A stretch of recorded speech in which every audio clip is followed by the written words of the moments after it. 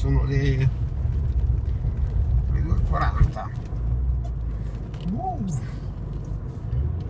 E alle 8 parte un treno, un altro treno, pure di sabato. Eh sì, pure di sabato.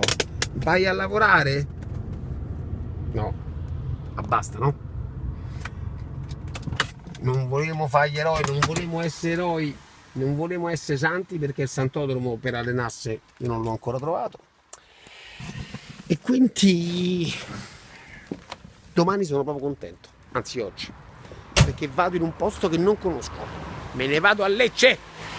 Secondo te sto male? Io e zio Frank in trasferta a Lecce. Lecce Perugia.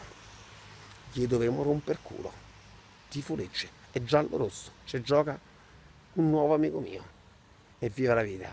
È tutta la vita. È bella per te. Vado a dormire 3, mi sveglio alle 7, prendo un treno, dormo un treno, mi risveglio a Lecce, non ci sono mai stato, vado in albergo, c'è sta la spa, mi rilasso, mi faccio fare massaggio, la sera vado a cena, il giorno dopo vado alla partita, vinco la partita e poi me ne vado a cena a Gallipoli, torno a Roma col treno delle 5 del mattino, alle 11 sto nella capitale a lavorare. Secondo te sto male? All in, io ci faccio la scarpetta con la vita, ti e te briciole coglione, bella per te, vita la vita.